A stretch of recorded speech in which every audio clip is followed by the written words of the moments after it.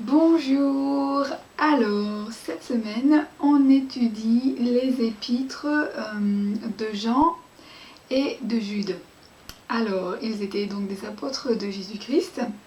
Et aujourd'hui, je vais procéder différemment à la réalisation de cette vidéo. J'ai noté absolument tout ce que je voulais dire et je vais vous le lire. Voilà, 3 pages comme ça.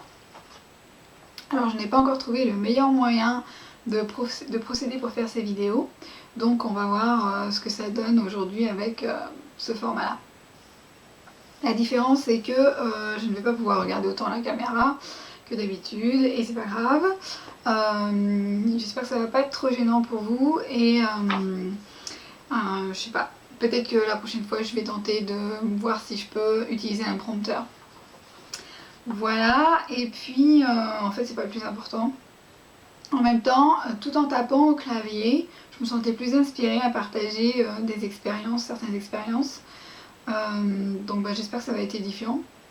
Voilà. Donc alors, les sujets principaux que j'ai retirés de la leçon est le fait de vaincre le monde par l'amour, de ne pas juger les autres personnes, ni d'avoir des mauvais sentiments envers qui que ce soit. Même si on nous abuse de quelque manière que ce soit. Alors on remarquera que Jean il s'adresse au sein de l'Église à l'époque et à nous aujourd'hui comme si on était ses propres enfants. En fait je trouve ça touchant personnellement, qu'il nous considère comme ses enfants et en même temps en tant qu'enfants de notre Père Céleste bien sûr. Il est tellement dévoué au service de Dieu, au service de son Père Céleste à travers cet amour pur qu'il a envers nous et qui le motivait à prêcher comme il le faisait sans se lasser. C'est presque la même motivation qui me pousse également à faire ces vidéos. Il n'y a rien de plus important pour moi que dans ma vie que d'aider à faire progresser l'œuvre de notre Père Céleste ici sur la terre. Et de pouvoir le faire à travers les talents qu'il m'a donnés. Et bon, d'abord pour ma propre famille et puis partout ailleurs, donc à travers Internet. En espérant que ces petits messages qui peuvent paraître insignifiants pour certains puissent faire une petite différence dans la vie des autres. Alors c'est également la motivation, cette motivation qui me pousse à créer en ce moment comme un genre de programme spécifiquement pour les 5 derniers jours célibataires qui consiste à les aider ou à vous aider si vous m'écoutez et que vous êtes célibataire, que vous faites partie de l'église. Donc en fait ça serait pour vous proposer une nouvelle approche dans votre préparation à rencontrer une personne, la bonne personne. Vous savez ce que je veux dire par là, il y a plusieurs bonnes personnes, mais qui vous conviendraient vraiment, et dans le but de pouvoir l'épouser. Okay. Puis je travaille également sur un autre programme pour les couples cette fois-ci, qui leur permet d'aborder et de résoudre leurs conflits, donc de voir ça sous un nouvel angle, et toujours dans le contexte de l'évangile, dans les 2 cas, ok. Donc pour les célibataires et pour les gens en couple qui sont mariés ou qui sortent ensemble, ok. Je vous ai mis en fait un lien sous cette vidéo. Si vous souhaitez avoir plus de renseignements, je vais en reparler un petit peu plus tout au long de cette vidéo, ok. Alors en fait justement à travers ce lien, donc ce petit site internet que à l'heure actuelle, aujourd'hui, je crois on est le 5 décembre, il n'est pas encore créé, donc je compte le créer aujourd'hui. Et on va voir comment ça se passe, si je peux mettre cette vidéo sur YouTube demain ou ce soir, on verra. En fait, il faut que je vous dise que j'ai toujours eu ce désir, c'est un peu comme un rêve en fait, que j'ai toujours eu. Je me suis jamais sentie en confiance de le faire à cause de mes propres faiblesses. Et en fait, le jour vient d'arriver. Aujourd'hui, c'est peut-être le moment. J'ai l'impression. Parce qu'en fait, ce que je voulais créer quelque chose qui était plus en rapport avec la santé, quelque chose de spécifique concernant la santé. Et en fait, il y a quelque chose qui m'a tapé dedans, je sais pas comment l'expliquer, comme, vous savez, on dit ça un prompting, une impression, j'ai une impression très forte hier, ça s'est passé hier seulement.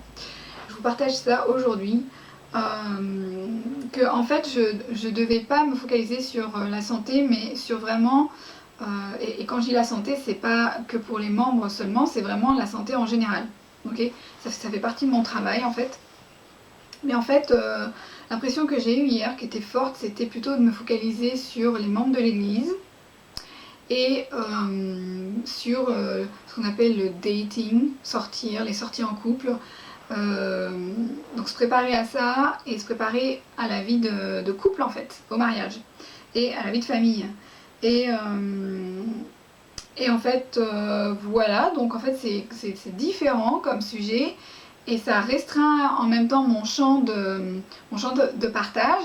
J'ai aucune idée de comment ça va se tourner. J'espère que ça va être vraiment inspiré. Et en même temps, je comprends mieux pourquoi je devais créer une chaîne YouTube et une page Facebook, et je pense que c'est pour ça en fait, c'est pour m'adresser apparemment en ce moment à cette catégorie de personnes, je dirais. En fait, ça touche tout le monde dans l'église en fait, hein. Voilà. Alors, et en fait, ça me permet aussi de comprendre pourquoi est-ce que je suis allée étudier à BYU, parce que ça c'était un commandement que mon Père Céleste avait pour moi et que j'ai reçu à travers mon président de mission, donc quand j'ai servi à Tahiti. Et il m'a dit combien c'était important que j'aille acquérir une éducation à BYU. Et en fait, moi je voulais étudier le business, voilà, je voulais avoir mon entreprise. Et en fait, j'ai pas été acceptée, j'ai été refusée, je me suis dit mais qu'est-ce que je vais faire quoi. Et en fait, j'ai appris qu'à BYU, on enseignait la couture. Et là, je me suis dit, mais alors moi, la couture, c'est mon dada, c'est ma passion ultime, je fonce. C'est quoi cette filière? C'est quoi le nom du diplôme? Eh bien, c'était les sciences de la vie familiale. Je sais pas, moi, je sais, ça m'est égal que ça parle de la famille. Moi, ce que je veux faire, c'est ce qui me plaît, vraiment, c'est la couture. Si je peux pas faire de business, si je peux pas étudier le business, je vais étudier la couture. Et donc, en fait, je pense que le fait d'avoir étudié les deux, donc la vie familiale en option, avec en option la couture, ça me convenait parfaitement en fait. Pour ce que le Seigneur il prévoyait pour moi de faire dans ma vie. Déjà d'épouser quelqu'un qui a des enfants, d'être né dans une famille qui n'est pas membre, de m'être convertie à l'âge de 21 ans, et puis de me retrouver donc ici avec ce contexte et en Amérique, aux États-Unis. Okay, donc ça m'a bien préparé. Donc voilà pour ma petite histoire. Donc c'est parti. Alors, j'ai assez parlé de moi maintenant. Aujourd'hui, je vais vous lire des passages d'écriture. Je le fais un petit peu différemment. Aujourd'hui, je vais faire pas mal de lectures. Car je sais que rien qu'en vous lisant certains passages, et en y ajoutant des petites expériences personnelles, vous serez tout simplement édifiés. C'est le but. Alors, Jean nous rappelle d'abord que l'on commet tous des erreurs et que Jésus-Christ est notre avocat auprès du Père à cause de son sacrifice expiatoire. Puis il nous rappelle les principes les plus importants de l'Évangile qui sont d'aimer Dieu et d'aimer tout le monde. Ok, donc je commence avec une écriture dans 1 Jean chapitre 2 versets 9 à 11.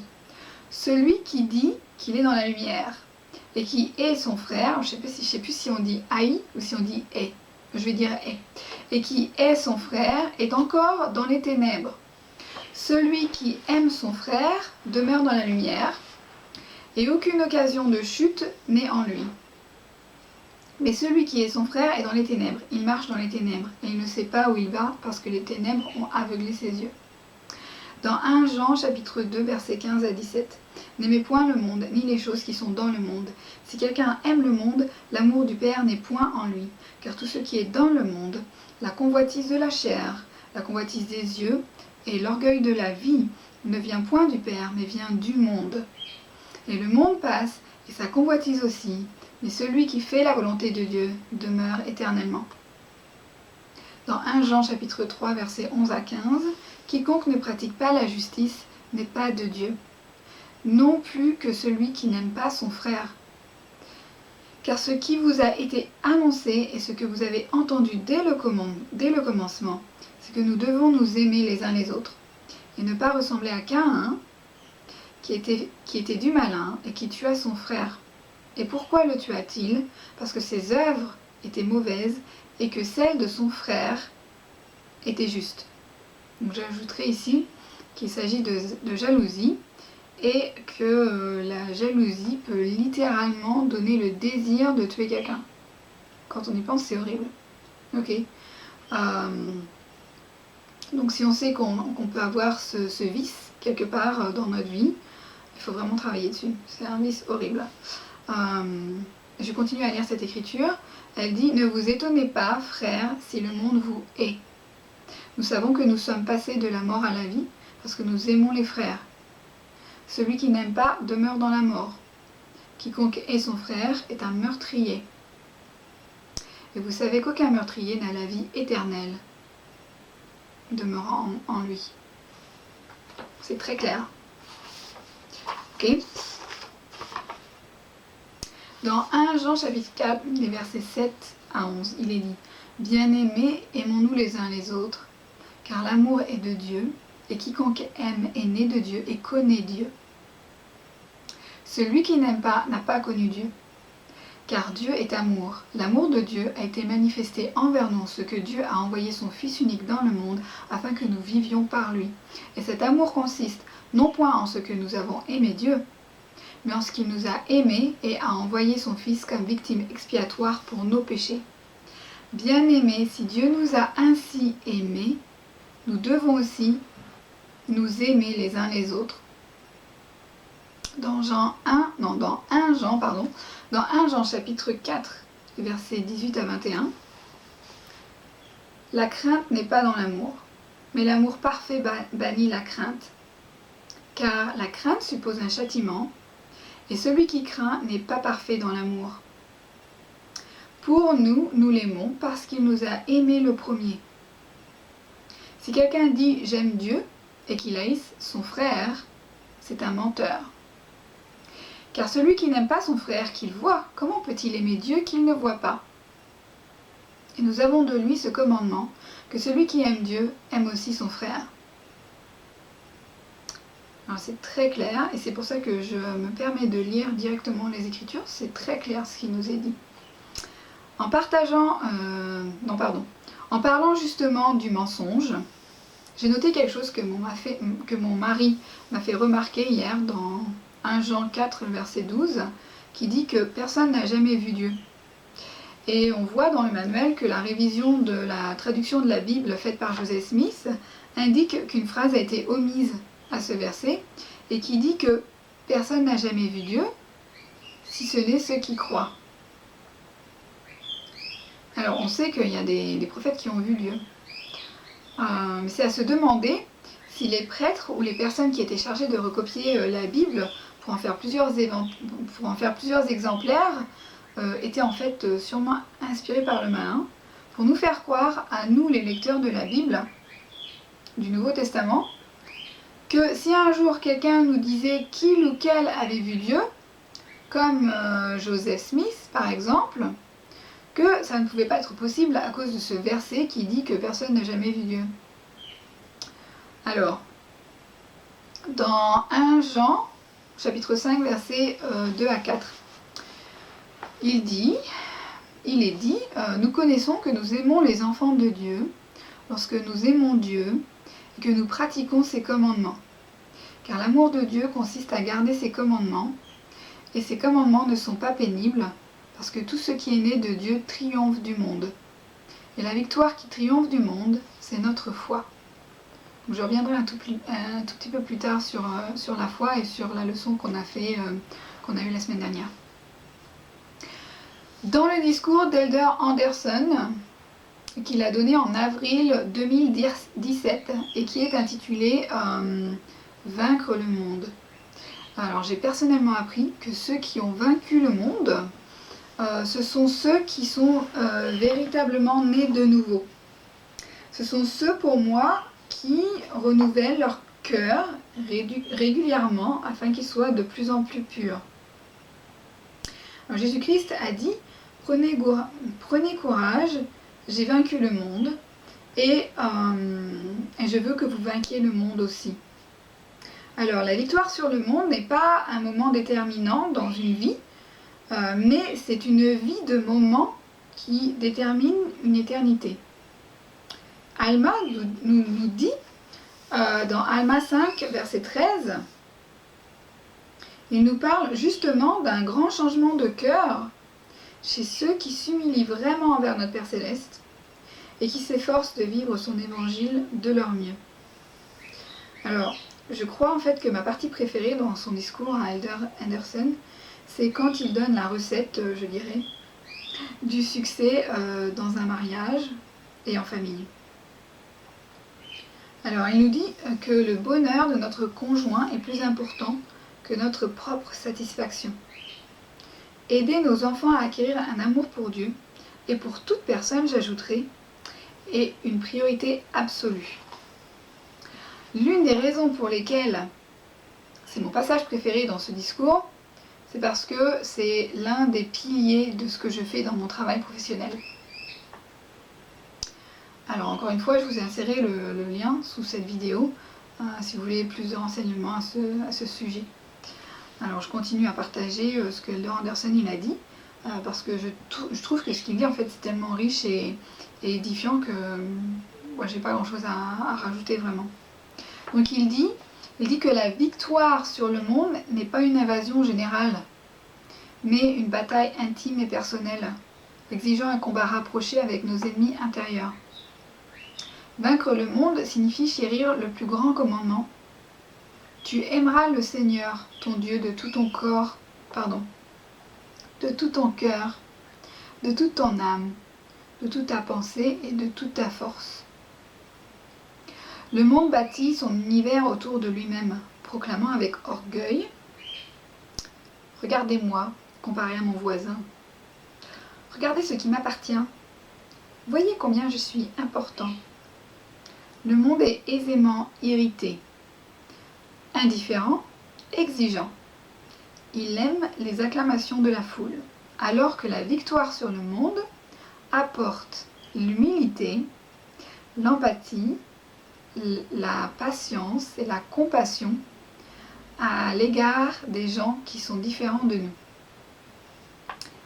Et pour finir, Elder Anderson a ajouté une remarque venant de notre prophète actuel, donc président Russell M. Nelson, qui dit que les vrais disciples de Jésus-Christ sont disposés à se démarquer, à se faire entendre et à être différents des gens du monde. Alors voilà, c'était ce qui m'avait touché le plus pendant mon étude de son discours. Et j'aimerais vous demander, qu'est-ce que vous avez appris à travers ce discours? Qu'est-ce qui vous a touché le plus?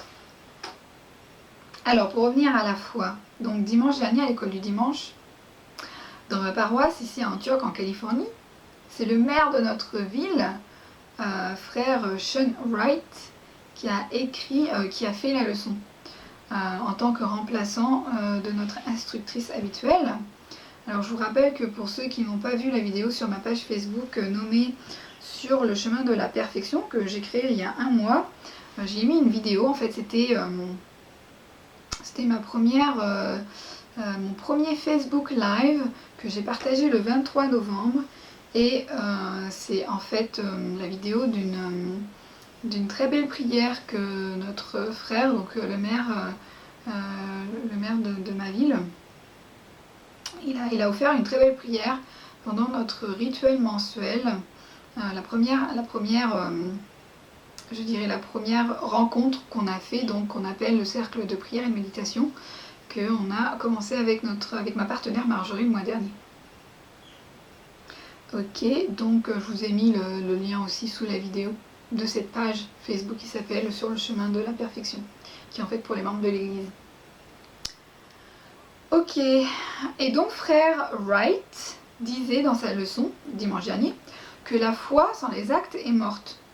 La foi fait que nos actes sont inspirés par l'amour que l'on a envers ceux qui sont dans le besoin, quels que soient ces besoins, qu'ils soient spirituels, émotionnels, temporels, tels que servir les veuves dans nos unités et à l'extérieur de l'Église, ou encore de vêtir les nus par exemple, ou de pleurer avec ceux qui pleurent pour les réconforter, etc. Donc ça c'est ce qui nous est partagé dans les Écritures, dans la Bible qu'on avait à lire la semaine dernière. Les Écritures nous disent également qu'à chaque fois que l'on agit de la sorte envers quelqu'un, c'est comme si on le faisait directement à notre Sauveur Jésus-Christ. Ok ? Alors, j'aimerais vous raconter une autre expérience que j'ai eue. Dernièrement, en fait, il y a environ un mois, j'ai réconforté une sœur dans ma paroisse que je ne connaissais pas. Moi, je la connais, mais pas vraiment. Hein. On se dit juste bonjour, comment ça va, on parle un tout petit peu, et c'est tout en fait, donc je la connais pas. Et elle marchait dans le couloir en pleurant. Et alors, je l'ai suivie, puis je lui ai demandé est-ce qu'il y a quelque chose que je peux faire pour t'aider ? Alors on s'est assise sur le canapé et elle a continué à pleurer sans jamais rien me dire de ce qui n'allait pas. Et puis la femme de mon évêque est venue. Donc on était assises à chacun de son côté, à chacun du côté de cette sœur avec notre bras sur ses épaules. Et elle, la femme de l'évêque, elle savait ce qui se passait en fait. Et elle lui a dit, voilà, je sais ce qui se passe, sache qu'on est là pour t'aider, même si on sait qu'on ne peut pas y faire grand-chose. Bon, alors je ne sais toujours pas, pourquoi elle pleurait, et en fait, j'ai pas besoin de le savoir. Tout ce que je pouvais faire, c'était simplement de mettre mon bras autour de ses épaules pendant qu'elle pleurait, afin qu'elle ne se sente pas seule. Ok. Et puis il y a un frère qui est arrivé. Puis il s'est assis sur le canapé un peu plus loin en face de nous. Et puis il commence donc lui il voyait pas qu'elle pleurait en fait. Hein. Et il commence alors à raconter sa vie comme d'habitude.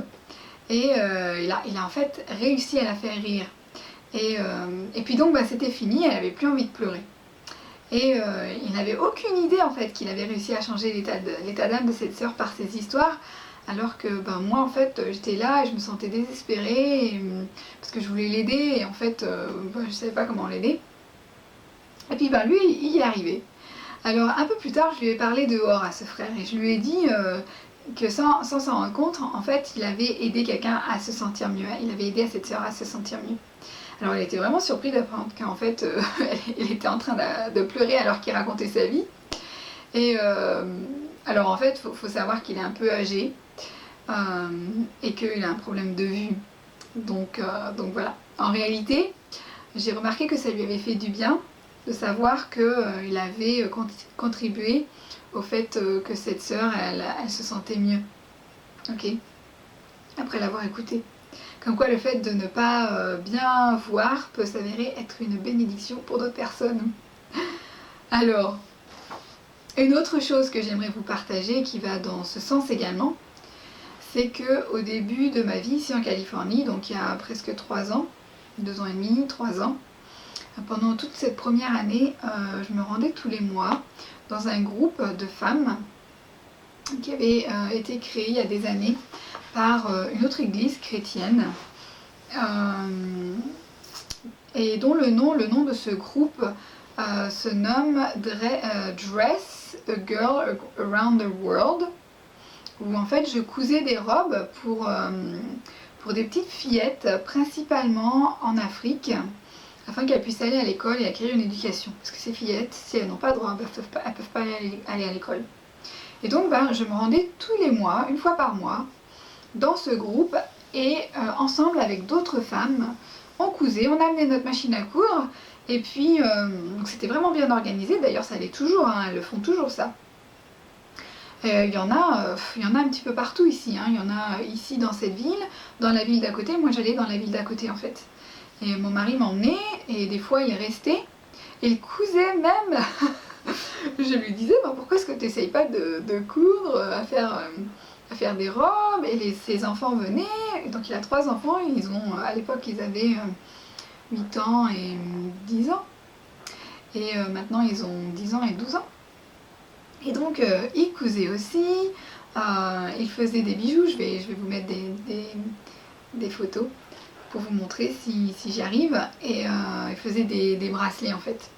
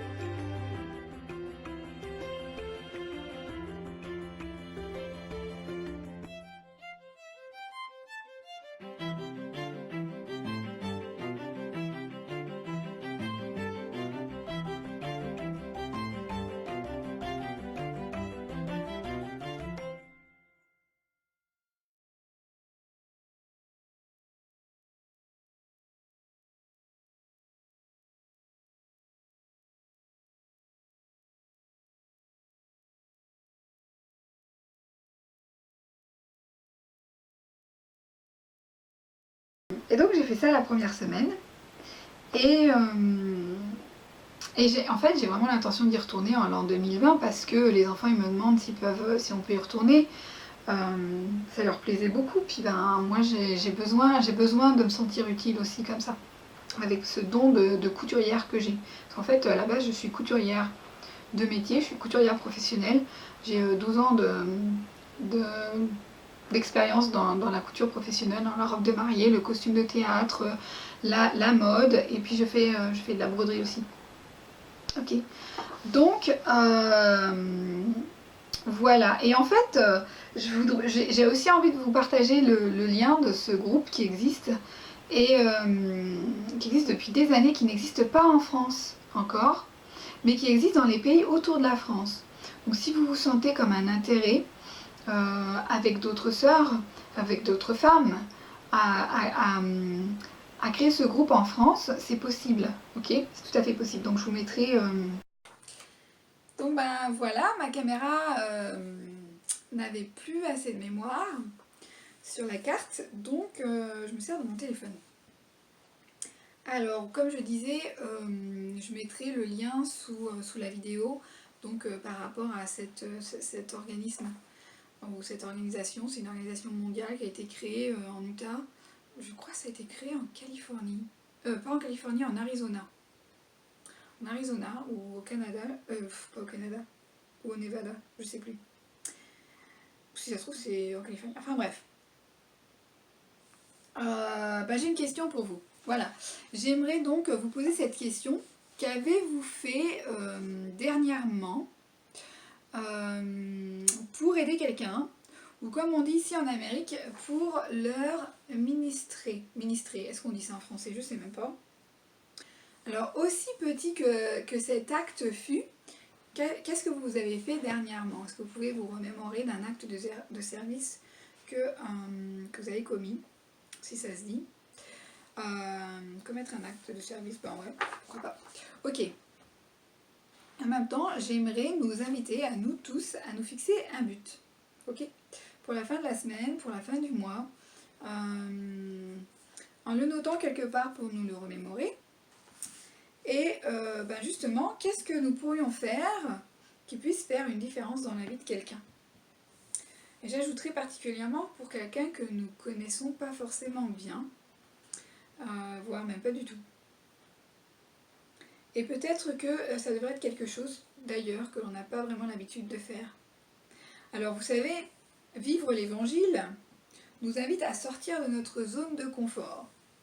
Et c'est ce que je nous propose de faire en cette période de Noël qui approche bien vite, c'est de sortir de notre petite boîte et d'aller vers les autres. Ok, parce que c'est une excellente manière de ressentir l'esprit de notre Seigneur en fait. Alors, et on peut prier pour ça, pour être inspiré, à être ouvert à une opportunité. d'aider les gens. Des fois, on a plein d'opportunités autour de nous, on voit rien parce qu'on est tellement occupé sur notre téléphone ou dans nos pensées en fait. Et on est déconnecté de ce qui se passe, du moment présent dans lequel on se trouve. Et puis en fait, on manque vraiment des opportunités de servir les autres. Par exemple, on pourrait se fixer une date précise pour accomplir un projet de service. Où on aurait besoin de créer un plan d'action avec des dates, étape par étape, pour atteindre notre objectif. Ok. Donc c'est juste une idée que je vous donne. Alors moi j'ai vraiment un plan d'action. Pour l'année 2020 en fait, j'aimerais... alors j'en ai déjà parlé à mon évêque qui s'appelle frère Scott Donaldson. Et qui lui, il est comme notre maire ici, Sean Wright, il est un chiropracteur. La différence c'est que frère Donaldson il voyage dans le monde et il crée des centres de chiropraxie. Okay. Donc on ne le voit pas très souvent, on le voit à peu près la moitié du temps le dimanche ici. Et en fait voilà ce qu'il fait, c'est son travail, il forme les gens dans la chiropraxie. En fait je crois qu'il a d'ailleurs formé notre maire et un autre membre de notre paroisse qui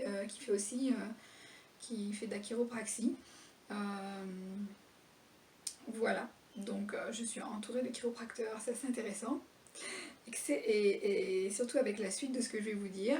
Donc en fait voilà, je vais le revoir d'ici, j'espère la fin du mois de décembre, mais je pense que ça sera en janvier. Parce que le pauvre il est occupé avec toutes les, comment on appelle ça, les interviews de dîmes et tout ça, donc je pense que je vais attendre début janvier. Et donc en fait j'aimerais vous partager quelque chose qui m'est arrivé dans ma vie depuis que je suis ici, c'est vraiment quelque chose de merveilleux, ok, merveilleux. Ouais, je vis des épreuves vraiment dures, mais en même temps le Seigneur il me donne des solutions incroyables. Et en fait j'ai envie de vous partager ça. Donc en fait, il y a 2 ans de ça, je suis allée voir mon évêque, c'était pas le même évêque. Je lui demandais, voilà, j'aimerais faire une formation, j'ai entendu parler que l'église ici, au service du travail et de l'emploi, parce que ça existe ici dans l'église, il y a un centre qui est à 40 minutes d'ici, et voilà, j'aimerais faire cette formation. Et je me demandais vraiment ce que ça allait donner en fait. Mais j'y suis allée, ça a été accepté, ça a été approuvé par l'évêque, par le dirigeant de l'église, par ce centre de travail et d'emploi pour les membres de l'église. Et donc j'ai reçu une aide de 3 000 $ pour faire une formation professionnelle. Et donc c'est de cette façon que j'ai été formée à une technique de guérison. Okay. C'est une technique de guérison qui a été découverte par un membre il y a environ 30 ans en Utah, qui s'appelle le frère Bradley Nelson, et qui était chiropracteur à la base. Okay. Donc en fait lui il en avait marre de voir ses clients venir dans sa clinique, et puis il a prié. Okay. Donc c'est une histoire qui est vraiment très proche de celle de Joseph Smith, ok. Mais sauf que là, ça concerne la santé. Et il a prié, Père Céleste, et il a dit, voilà, pourquoi est-ce que mes patients reviennent toujours pour la même raison, en fait. Moi, je veux vraiment les guérir. Est-ce qu'il y a un moyen pour que je puisse vraiment les guérir en profondeur? Et en fait, il a reçu des révélations, ok. Donc, je vous laisse visiter le lien que j'ai mis sous la vidéo pour en apprendre davantage. Mais en fait, c'est ça mon but. Pour en revenir à la leçon, mon but c'est d'aller voir mon évêque et de lui dire voilà, en fait je suis prête, je veux commencer en janvier. Donc il était d'accord avec ça avant, mais j'avais une étape à finir. Et donc voilà, je vais retourner le voir et je vais lui dire voilà, pour remercier le Père Céleste, mon Père Céleste, m'avoir donné cette énorme bénédiction, j'ai envie de bénir, je veux mettre ce talent, cette compétence à disponibilité aux membres de ma paroisse. Et donc j'aimerais offrir une séance chaque dimanche pour quelqu'un qui est dans le besoin, qui ne peut pas s'offrir ces séances. Et donc ça sera lui l'évêque qui va décider de qui pourra en bénéficier. Donc voilà. Ça c'est mon projet. Ok? Donc quel est le don, le talent, la compétence, la qualité que vous avez, que vous pouvez partager avec les autres pour les édifier? Ok? Personnellement, je trouve qu'on devrait s'entraider davantage dans l'église. Ok, pour en revenir aux Écritures. Ok, je vais continuer avec 2 Jean, le chapitre 1, les versets 1 à... non, chapitre 1, les versets 6 à 7. Il est dit: Et l'amour consiste à marcher selon ses commandements. C'est là le commandement dans lequel vous devez marcher, comme vous l'avez appris dès le commencement. Car plusieurs séducteurs sont entrés dans le monde, qui ne confessent point que Jésus est venu en chair.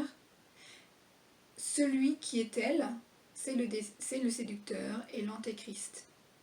Et puis, dans Jude, chapitre 1, verset 4, donc Jude c'était un apôtre, et aussi le frère ou demi-frère, comme on veut l'entendre, de Jésus-Christ, Jude nous enseigne que l'apostasie conduit à une vie de péché. Voici ce qu'il dit. Car il s'est glissé parmi vous certains hommes, dont la condamnation est écrite depuis longtemps, des impies, qui changent la grâce de notre Dieu en dissolution, et qui renient notre seul Maître et Seigneur, Jésus-Christ. Ok? Donc, dans Doctrine et Alliance 88, les versets 67 et 68, on nous dit: Et si vous avez l'œil fixé uniquement sur ma gloire, sur la gloire de Dieu, votre corps tout entier sera rempli de lumière, et il n'y aura pas de ténèbres en vous. Et ce corps qui est rempli de lumière comprend tout. Sanctifiez-vous donc afin que votre esprit se fixe uniquement sur Dieu, et les jours viendront où vous le verrez, car il vous dévoilera uniquement... Non, pardon. Ok, je vais recommencer. Et si vous avez l'œil uniquement fixé sur ma gloire, donc sur la gloire de Dieu, votre corps tout entier sera rempli de lumière, il n'y aura pas de ténèbres en vous, et ce corps qui est rempli de lumière comprend tout. Sanctifiez-vous donc afin que votre esprit se fixe uniquement sur Dieu. Et les jours viendront où vous le verrez, car il vous dévoilera sa face, et ce sera au moment qui lui semble bon, à sa manière et selon sa volonté. Donc là on voit une nuance avec ce qu'on a lu plus tôt dans l'Écriture qui disait que personne ne peut voir Dieu. Et puis finalement, dans le manuel d'études, tout à la fin du chapitre pour cette semaine, Elder Ballard a déclaré: L'Évangile est un évangile d'amour pour Dieu et des uns pour les autres. C'est un évangile d'amour des uns pour les autres. C'est là-dessus que j'aimerais terminer, en vous disant que je suis tellement reconnaissante d'appartenir à l'Église de Jésus-Christ des Saints des Derniers Jours. Je suis tellement reconnaissante. J'aurais pu passer le reste de ma vie, j'ai passé la moitié de ma vie sans l'Évangile jusqu'à l'âge de 21 ans. J'ai joint l'Église à l'âge de 21 ans. Et j'ai regretté, je peux pas me plaindre. Quand j'ai été bénie d'avoir cette occasion de me joindre à l'Église, j'aurais préféré être née dans l'Église, mais en fait, en même temps, ça me donne une bénédiction encore plus grande dans un sens, parce que j'ai une compréhension de ce que vivent les gens dans le monde, du divorce, à travers le divorce de mes parents, à travers le mien que j'ai vécu, d'avoir tellement de choses en fait, je peux pas tout citer, mais j'ai vraiment... Je suis vraiment bénie d'avoir une compréhension des choses. J'ai vécu avec des familles dans l'église, avec plusieurs familles dans l'église, qui ajoutent à mon expérience professionnelle en fait, pour pouvoir parler justement de comment est-ce que je peux vous aider, vous qui êtes célibataire, vous qui êtes mariés et qui avez des conflits. Ça ne veut pas dire que moi j'ai pas de conflits dans mon mariage, j'en ai également. Mais cette formation professionnelle que j'ai reçue m'aide vraiment, ça m'ouvre des portes incroyables pour réussir mon mariage. Ok ? Et de vivre cette situation difficile avec la mère des enfants, c'est... Même le petit oiseau, mon petit oiseau, Loulou, que j'adore, bref. Voilà, c'était ce que je voulais vous partager. Je suis heureuse d'avoir pu prendre le temps, ça me prend pas mal de temps de vraiment rechercher les choses que je dois vous partager concernant l'étude des écritures et de faire ces vidéos, de les éditer, de les mettre en ligne, de les mettre sur Facebook. Mais ça me prend du temps en fait, hein, ça me prend des heures. Mais je le fais avec plaisir, ça me met de la joie en fait, ça me donne de la joie, ça me donne du bonheur. Et en fait, comme je disais tout au début, je ne sais pas pourquoi je vais faire ça, mais en fait, maintenant j'arrive à comprendre. Les choses sont en train de s'imbriquer, c'est incroyable. Je vous dis, c'est incroyable. Et pour moi, c'est une bénédiction de me lancer dans ce projet, de partager ces choses, en fait, concernant mon travail, et de les partager d'abord avec vous, en fait. J'avais pas du tout cette perspective-là, mais on va voir ce que ça donne. Je suis vraiment enthousiaste à l'idée de voir ce que ça va donner. Hein. J'ai encore rien fait, j'ai encore rien créé. Je suis en train de... Là, je vais commencer à planifier en fait un programme et qui va être simple. Je veux vraiment que ça soit simple, pas compliqué, mais qui vraiment vous aide à progresser dans cette vie en fait. Ok, je crois que j'ai assez parlé. Merci. Merci pour votre écoute. Merci pour vos commentaires si vous voulez dire des choses. C'est vraiment, vous êtes les bienvenus en fait. Ok, je vous aime vraiment. À la prochaine. Sew Shannon is one of many places in Ithaca that dedicates a day to sew dresses for young girls in orphanages. This is part of the Dress a Girl Around the World project. This organization designs certain patterns for girls so they feel beautiful and have a sense of dignity. The designs and fabric are sent to places all over the world for ambassadors to sew, and the finished dresses are sent to orphanages for the girls to wear. Ambassador Kathy Keeney devotes her Saturdays to sewing dresses for this project. Every Saturday that I come in here, I'm just so happy to put a dress together, and when you get one completed, it gives you goosebumps because you're just thinking about this little girl that's at an orphanage that doesn't have a dress, and she's going to have my little dress with my little pockets, and she's going to be so happy.